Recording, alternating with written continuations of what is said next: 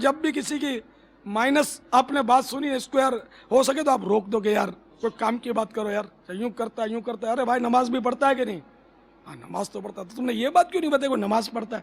یار یہ بھی تو بات بتاؤ نا، کوئی ہے نا کہ پلس بھی تو بتاؤ، سارے مائنس ہی تم کو نظر آتے ہیں۔ ایسی عادت خراب ہو گئی، ایب اچھالنا یہ ہمارا مطلب ہے نا کہ خوراک بن گئی ہے، خوراک، اتنے ایب اچھالتے ہیں۔ حدیث پاک میں کہ جو دنیا میں کسی کے ایب چھپائے گا اللہ تعالیٰ قیامت کے روز اس کی ایب پوشی فرمائے گا، وہاں جو ایب کھلیں گے نا، اللہ تعالیٰ سے درخواست ہے کہ ہمارے گناہ بھی معاف فرما دے، ہم نے جتنی ایب دریا کی اس کو معاف کر دے اور ہمارے ایب نہ کھولے۔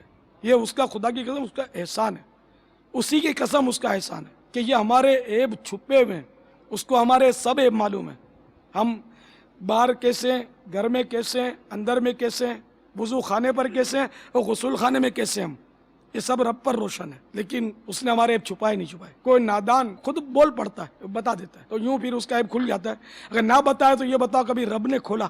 رب نہیں کھولتا۔ یہ ہمارے اعمال لکھنے والے فرشتے کتنے پیارے پیارے ہیں، کیسے امین ہیں، یہ بھی کسی کو نہیں بتاتے، بس نادان لوگ کے بتا دیتے ہیں، اس کے عیب اس کے عیب اپنے عیب سب کے عیب کھولتے رہتے ہیں، ماں کے عیب کھولتے ہیں، باپ کے عیب کھولتے ہیں۔ ہاں ماں کے بھی عیب کھولتے ہیں، میری ماں میرے باپ سے لڑتی رہتی ہے، میری ماں کو چاہیے کہ وہ زبان کو قابو میں رکھے، بول پڑتی ہے تو پھر جھگڑا ہوتا ہے ہمارے گھر میں، سکون برباد ہو گیا، سکون برباد ہو گیا۔ تو یار اس کو مطلب بے نمازی کو جو تو بول رہا ہے، اس طرح دوست کو بول رہا ہے، تو وہ تیری ماں کیا سدھر جائے گی؟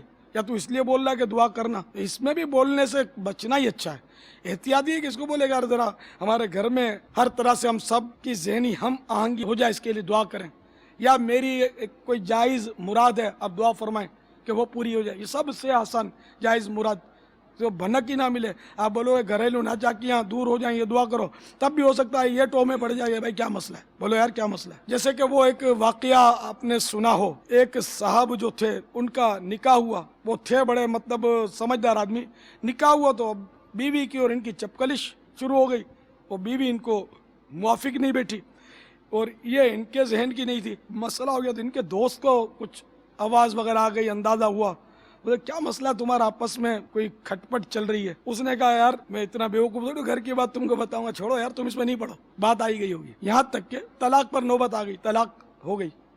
اب اسی دوست کو پھر پتہ چلا تو اس نے بولا یار کیا مسئلہ ہو گیا، تم نے طلاق دے دی، کیا چکر تھا؟ تو اس نے بولا یار اب تو میں نے طلاق دے دی، وہ میرے لیے غیر ہو گئی، میں وہ غیر عورتوں کے چکر میں نہیں پڑتا، ان کی باتیں نہیں کیا کرتا۔ تو ایسے بنو یار کہ گھر کی بات بھی باہر نہیں، جب وہ باہر چلی گئی تو باہر کی بات ہو گئی تو یہ بھی گھر میں نہیں۔ اس لیے وہ ہمارا پیٹ مضبوط نہیں ہے، پیٹ بہت ہلکا ہے، فوراً پھول جاتا ہے اور جب تک بولتے نہیں کسی کو چین نہیں پڑتا۔ تو جو لوگ گھر کی ماں باپ کی برائیاں کرتے ہیں، بھائی بہنوں کی برائیاں کرتے ہیں، انہیں بالکل چھوٹ میں بولتے ہیں یار میرا باپ دنیا دار ہے۔ اب میرا باپ دنیا دار ہے، اس کا مفہوم مخالف یہ ہوگا جناب دیندار ہے، اپنی پرہیزگاری کا اپنے منہ سے اظہار فرما رہے ہیں۔ آپ خدا کے بندو سوچو تو صحیح، آپ اپنے باپ کو بولتے ہو دنیا دار ہے، ٹھیک ہے بے نمازی ہے، اس کو کیوں بتایا آپ نے بے نمازی ہے؟ ان کو کیوں بتایا بھائی؟ اس کو کیوں بتایا؟ اس کو کیوں بتایا کہ میرا باپ بے نمازی ہے؟ کیا حاجت تھی؟ آپ بلا حاجت بولے تو آپ بتاؤ پھر غیبت کس مصیبت کا نام ہے؟